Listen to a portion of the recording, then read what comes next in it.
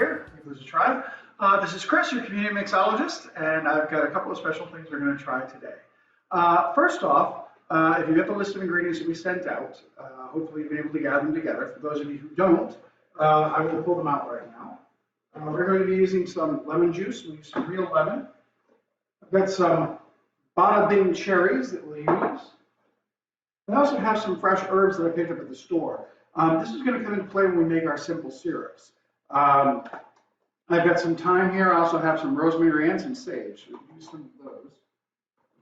And I also have some of the syrups that I made up earlier, since it does take a little bit of time for those to cool down. So I want to make sure that you have a chance to use those. You have to watch me make those the entire process.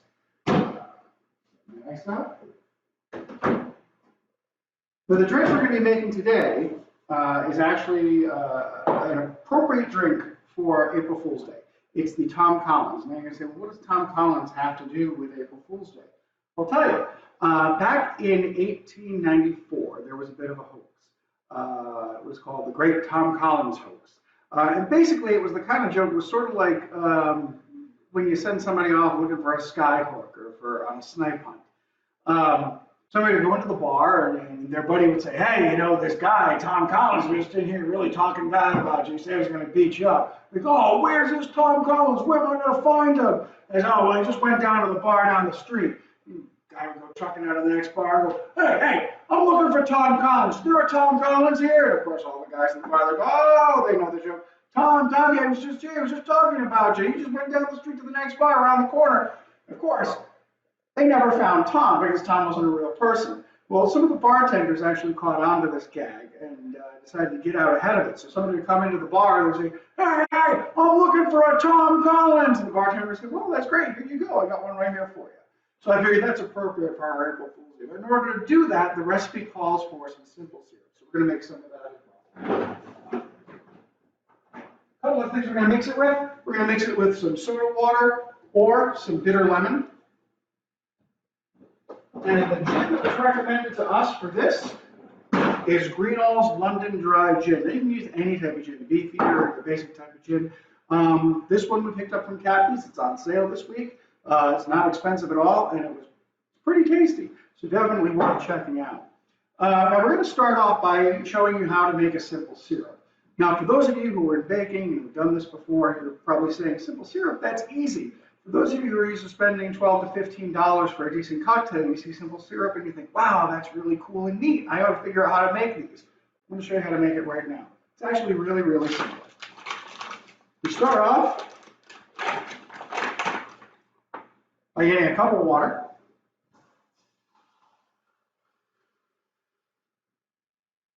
Bring that cup over to your stove and bring it to a boil.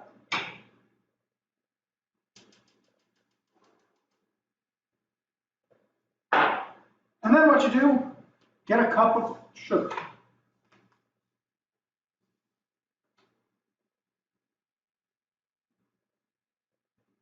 And again, it could not be easier. 1 cup of water, 1 cup of sugar. When that boils, we're going to mix it up, and that's your simple syrup. From there, you can add all sorts of things. When ours gets to a boil, we're going to throw in some rosemary. I made some earlier today with thyme. Made some with mint, and I just made a straight up simple syrup for the purpose of this recipe, at least the first time around. We're going to start off with a basic Tom Collins, and then I'm going to try and spice up a little bit with some of these simple syrups. So the Tom Collins, where do we begin? Well, start off with my mixer here. And what I'm going to do is, I'm going to grab a glass. And you know, you're supposed to have a typical Tom Collins glass. I don't. I have a nice high glass here. This will be just fine. And we're going to start off.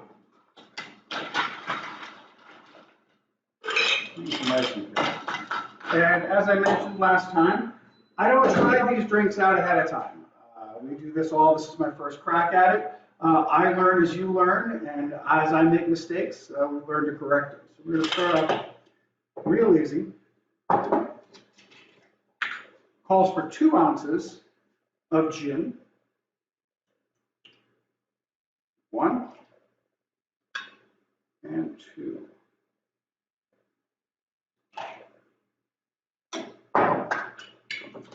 And of course, anybody out there who knows me knows I never measure. I actually usually just count, but I figured for the purposes of you folks doing this at home, it's a little easier. And then we're going to take lemon. You can use fresh lemon. Fresh lemon is probably better, but for the purpose of time, we've got this real lemon, which is recommended to us, so there's 1 ounce.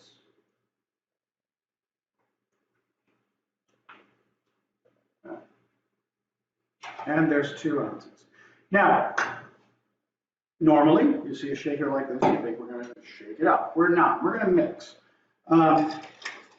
It's something that I just recently learned as I've been doing some of this research. To say, well, what's the difference between shaking and stirring? What's the difference? Why would that's so pretentious? Just shake the drink. From what I understand, from what I've been experiencing, there are certain flavors that can get damaged when you shake it. It loses some of the qualities that people go to certain cocktails for, which mixing it can actually bring out certain elements. Think of it in the same way as if you like your whiskey neat or if you like your whiskey on the rocks. You put a little bit of water in there, or a little bit of ice, and it melts and it naturally softens the taste and can bring some flavors out. Some people prefer it neat. They want to be pure. Some people, like myself, they want to put their rocks in and they want to loosen it up a little bit. So that's what we've just done. We've kind of stirred it up a little bit and mixed it up.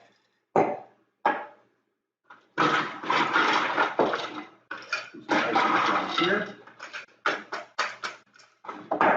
And then I'm going to, where's my syrup?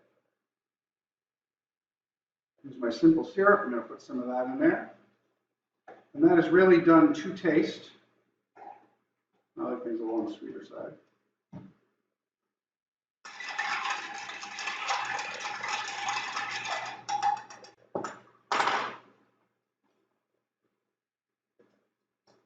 And we'll strain that out.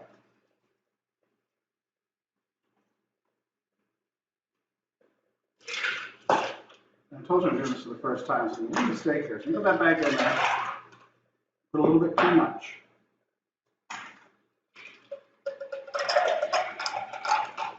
About half there.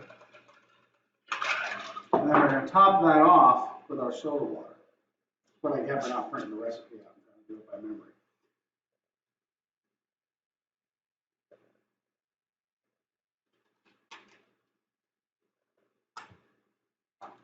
Put another little spoon here.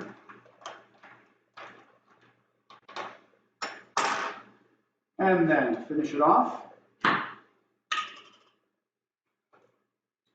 one of our bada bing cherries. I'm going to go back to my syrup here. The water's come to a boil. This is all dissolved. Right now, the simple syrup is done. Just can't use it because it's too hot. But I want to get a little fancy. So what I'm going to do is I'm going to put this into a bowl.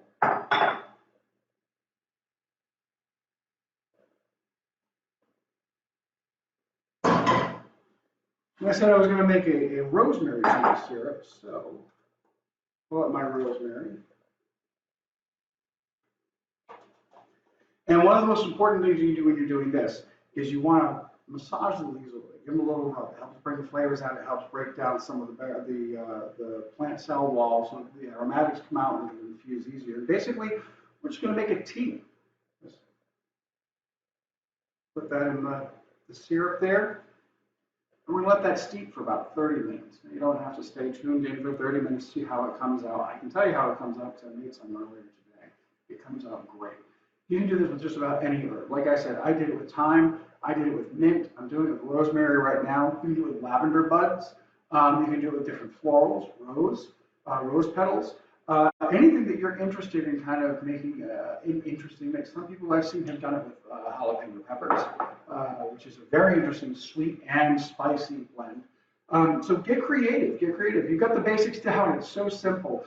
A cup of water, a cup of sugar, and your syrup is ready to go. And you can throw anything in there. And honestly, if it doesn't turn out well, all you've lost is whatever herbs you've thrown in there, a cup of water and a cup of sugar, and you can start right over again. So I'm looking forward to trying that one. For this one, we've thrown these in. Let's see how this came out.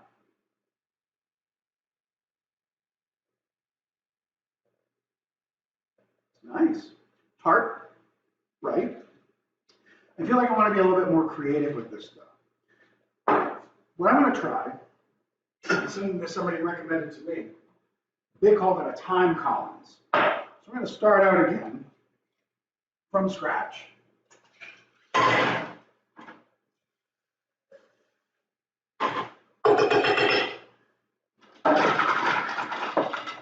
And I'm going to make this one with the bitter lemon soda instead of the straight up soda water. So we're going to start again. Same basic recipe.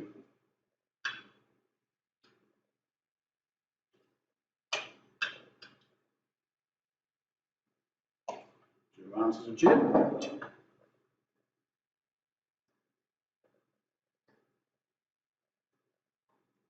And 2 ounces of lemon.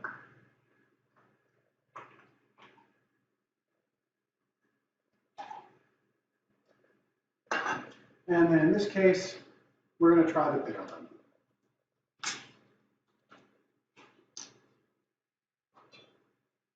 Don't forget to add the thyme. Here's my simple syrup with the infused thyme.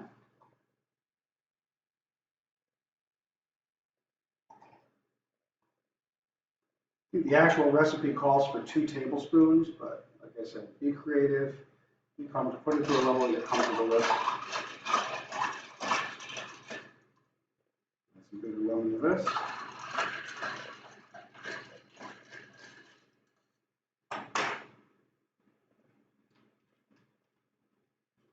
As I said, most of these ingredients are ones that were recommended to us by Cappies, but I'm willing to bet you that a good portion of these are probably in your liquor cabinet already or in your fridge. So I'm trying to make cocktails that are easy and accessible to everybody.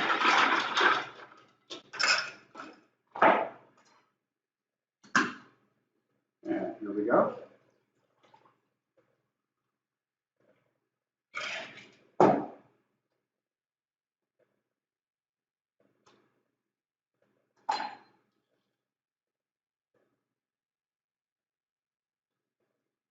Oh, that's really neat. You can really taste the thyme, and it really, really complements the drink. So have some fun making your cocktails. Have a great April Fool's. I'll be back on Friday. We're going to be doing cooking. We're going to be doing a cooking class from a Home Chef meal kit. And if you haven't ordered one yet, you can go ahead online and order one. And otherwise, enjoy your drinks. April Fool's, right?